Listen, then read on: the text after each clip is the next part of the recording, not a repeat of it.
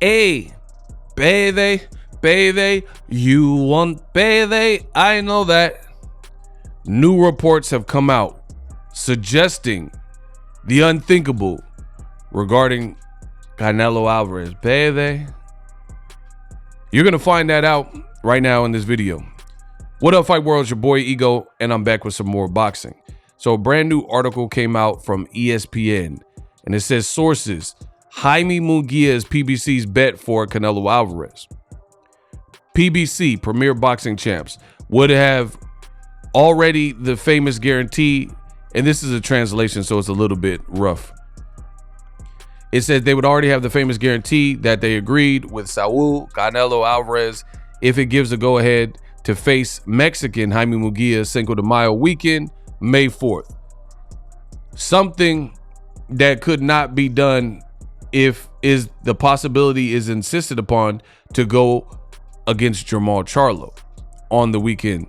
So it sounds like, in other words, Canelo Alvarez, he wants to fight Jamie. He doesn't want to fight, or he prefers Jermall Charlo. That's what it sounds like. The other option, sources say, is if there's no financial guarantee for Canelo, who signed 3 fights, if he only has one last fight against Jermell Charlo, okay, undisputed. This translation is really rough. My bad. It says who could give him the guaranteed 35 million. Some has already worked with. In the case of Charlo, they assured there would be no major problems, even though Jermall Charlo said he has not spoken to Al Haymon. I made a video about it. The issue is that PBC finds it difficult to bet on such a high guarantee for Alvarez, with a combination that they consider likely to yield negative numbers. Canelo loves him, but also demands what was agreed upon. The other key is Jamie Munguia, a fighter who would guarantee economic success and therefore the famous guarantee. The sources indicated that what was considered a possible obstacle due to Jamie being co-promoted by Golden Boy and Oscar was left aside when Xanafer Promotions negotiated directly with the representative of PBC, since this was stipulated without meaning Golden Boy is not involved in the fight, at least for now. Oh, wow. Okay, so they're basically saying Jamie Munguia has a Mexican promoter, Xanafer Promotions, and Golden Boy, but they can somehow cut Golden Boy out of it to the point where they're not doing the fight. So far, no event has been scheduled for Cinco de Mayo, blah, blah, blah. A few days ago, Canelo said he would return May 4th, Vegas, against an American rival. However, until today, he did not make a definitive announcement, yada, yada, yada. Okay, so the way I understand this is the issue. Canelo has a 3-fight deal, and this is if the reports are true. This is going off their sources. Canelo has a 3-fight deal that he signed with PBC. He's completed 1 fight. That 1 fight was Jermell Charlo, and it was a one-sided fight. It was a fight that I told you shouldn't have happened, and when you seen the actual outcome, you see why I said that. Because it just made no sense. You got an accomplished guy at 154 in Jermell Charlo, but he had never fought north of 160. So to put him to 168, it just made no sense. Made no sense. Either way, Canelo, that's what he wanted. Jermell accepted, and we got a one-sided fight that didn't need to happen. So now the issue is Canelo has certain agreements, or he believes he wants a certain amount of money, which he's saying is agreed upon. And the guarantee is $35 million. So he wants the $35 million guarantee versus Jermall Charlo, the twin brother of Jermell Charlo.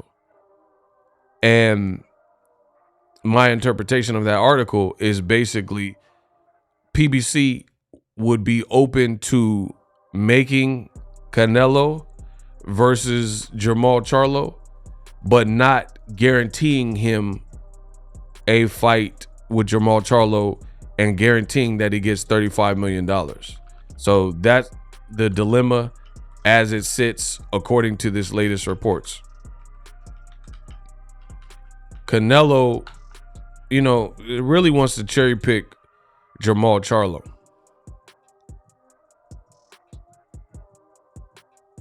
That's what it sounds like.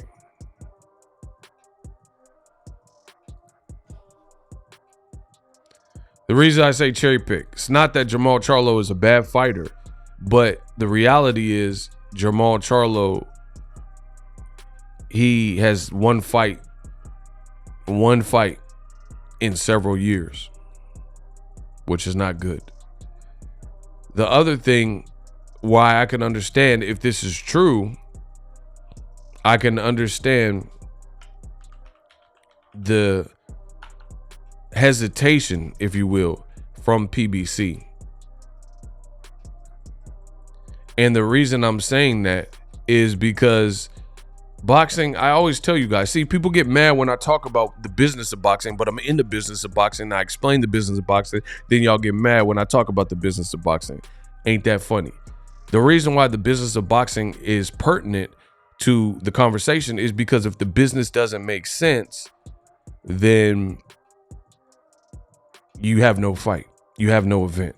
So yeah, you got to make the business make sense. So the reason why this article could be true, and this is not, I got to stress this out because this is not my source. I'm just going off of the news that was reported today. It's not my source at all. I haven't talked to any insiders. This is what ESPN, Shava is saying. This is what his information is. Salvador Rodriguez, the reporter. But again, I do know boxing and I do know the business. This happened before. Here's an article. DAZN won't approve Avni Yildirim as Canelo's next opponent. So around the time, this is August of 2020. So around this time, Canelo Alvarez was going through or about to go through a breakup with then promoter Oscar De La Hoya and Golden Boy, right? And at this time, Canelo was able to get out of his contract with Golden Boy and become a free agent based on some contractual obligations or breach of contract or whatever, right? But around this time, Canelo was trying to fight Avni Yildirim. And you've seen it on the article. DAZN, it says they won't approve Avni Yildirim as Canelo's next opponent. I made videos about this. DAZN, which Alvarez and Golden Boy have an exclusive deals open to Alvarez fighting someone in October or November if they can come to an agreement on a suitable opponent and licensing fee. Alvarez would be heavily favored to defeat Yildirim, who lost to Chris Eubank and Darrell, right? DAZN most recent offer for Alvarez's next fight, approximately half of the $40 million package Alvarez side has been paid for the last two belts over Kovalev and Danny Jacobs that DAZN financed. DAZN spent freely to make an immediate impact, An unfazed Alvarez still expects to be paid the full amounts per the fight stipulated in his contract. DAZN exclusives, who's no longer with them, but John Skipper and Markowski have stressed, however, the need for Golden Boy and Alvarez to deliver what DAZN considers premium events if DAZN is to pay the $40 million per fight Alvarez and Golden Boy expect from their agreement. They don't consider Yildirim, Darrell, or some of the other boxers that Golden Boy has proposed to be premium opponents. Gennady Golovkin is the premium opponent DAZN they most want for Canelo Alvarez. So in layman's terms, we've been down this road before with Canelo Alvarez. Canelo keeps doing this. Now, I hope these reports are wrong. And I really do, because this is just a bad look if Canelo keeps going through this thing. And another reason it's a bad look is because there is one fight, and I hope Canelo announces this fight next and surprises everybody, but I won't hold my breath. Boom. Canelo versus Benavidez. This fight is the fight to make for Canelo Alvarez. The anticipation is there. Benavidez is a known threat. People would buy the fight. I would buy the fight. I would love this fight. And I think this remedies all the problems. All the problems that I don't think PBC would have any problems or quarrels or qualms by making the Benavidez fight. The problem is I don't think Canelo wants the Benavidez fight next, like as in May. I don't think. If anything, maybe he does it as the last fight in his contract. So why wouldn't PBC want the Jermall Charlo fight, or why are they not willing to potentially pay $35 million guaranteed for the Jermall Charlo fight? Well, that makes sense to me as well. Canelo just fought his twin brother, and they have the stats, they have the numbers, and they have whatever the fight did, pay-per-view buy rate, the live gate, and I don't think it did as good as Canelo versus Caleb Plant. So they have at least 2 recent Canelo outings, and Jermell Charlo also was on a layoff, but he wasn't on as long of a layoff as his brother Jermall Charlo. There's also videos that have leaked of Jermall Charlo, and people are saying he was intoxicated, he was inebriated, and he was calling in to Aiden Ross saying that he wanted to commentate their fight. And Aiden Ross was like, normally I don't pay people, they just kind of do it out of love. And he was like, nah, but you know, I'm different than Devin Haney and Gervonta Davis.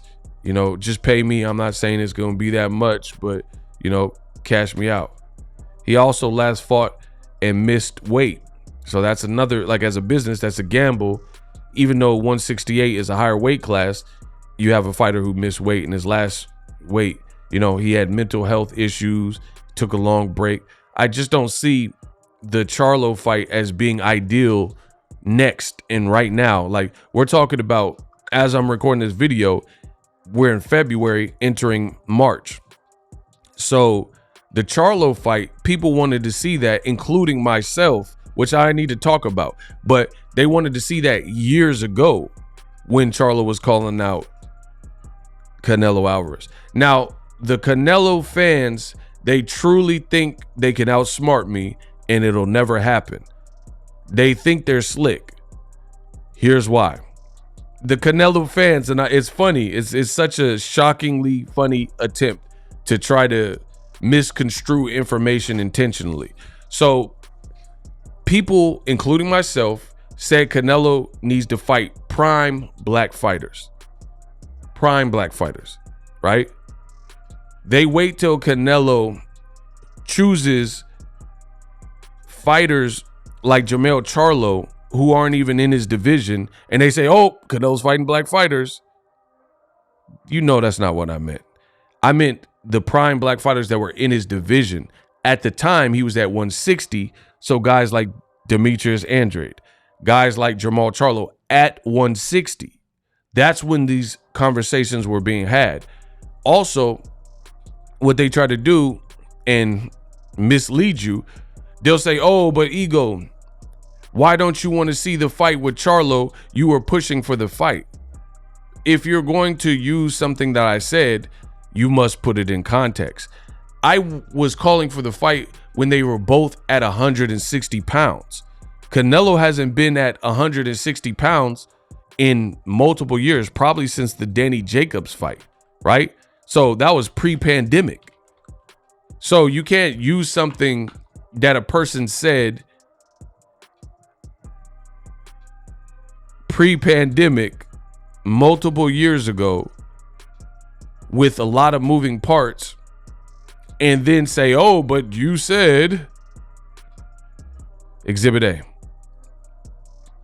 As I mentioned, Canelo hasn't fought in that division since 2019.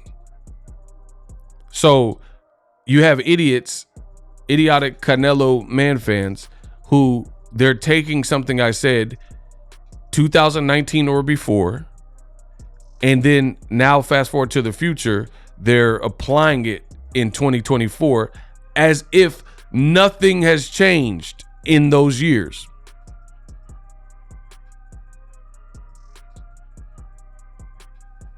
It's not how it works. You're talking about 4 to 5 years, the only way that would make sense is if the world stopped spinning and stopped revolving and everything stayed exactly the same from 2019. Then that would make sense, because there would be no change. Everything was just exactly the same. It would be like, let's say in 2019, you work with a chick and shorty was fine, right? You work with a chick in 2018, 2019, and you told your homies that she looked fine. She was gorgeous, drop dead gorgeous, right? Or let's say you guys were in high school in 2018, 2019. This the prom queen. You said she looked amazing. You wait 4 or 5 years after high school, she don't look the same. She's had a lot of failed relationships, a lot of, craziness. She did some drugs. She had some kids. She lived her life. She been ran through whatever, right? Now she doesn't look the same. She looked like the crypt keeper. And then you hold your man to the standard like, oh, you said she was pretty. She looked like the crypt keeper. He said she was pretty and gorgeous in 2019, not in 2024. So if she got on the pipe, man, keep calling me, man. She started doing drugs and all this other crazy party life, and now she got bags in her eyes and she looked like, hello, kitties. Tonight's tales from the crypt. Yay! Come on, bro. That's what the Canelo fans are doing. They're taking comments that people said 4 to 5 years ago and applying them now, despite the fact that Charlo had this fight with Montiel in 2021 and didn't fight again until Benavidez over 2 years later, right? And missed weight and stuff. Things change over time. So that's why I don't think PBC, they might not be that keen on the Jermall Charlo Canelo fight. And even if they do allow for the fight, that's probably why, if this report is true, why they don't want to necessarily guarantee, because who's to say what those numbers would do in 2024? So it does make sense. Let me know what you guys think. Drop your thoughts in the comment section. Hopefully Canelo throws a curveball and announces a great opponent that people want to see. Even Jamie Munguia has experience at 168 versus Jermall Charlo, despite, the mental health, the things that have kept him out of the ring, getting arrested, being inactive, calling Aiden Ross, and, all these different things, missing weight his last fight. On top of all those other things, he hasn't fought at 168. So I don't know what the desire and demand would be for a fight like that. So I'll let Canelo announce his next fight, because I don't like to do a bunch of speculating. The only reason I'm talking about this is because ESPN put out a report. So I'm giving you my thoughts on the report, if it is true. But I will give Canelo the benefit of the doubt and letting him announce what happens next. And hopefully everything gets sorted. May is rolling around and it's coming sooner than you think. So we need to get this show on the road. Let me know what you guys think in the comment section. My name is Ego. Been covering boxing over 10 years. Best in the business. And it's not even close. YouTube is now going to show you some other videos that you must check out.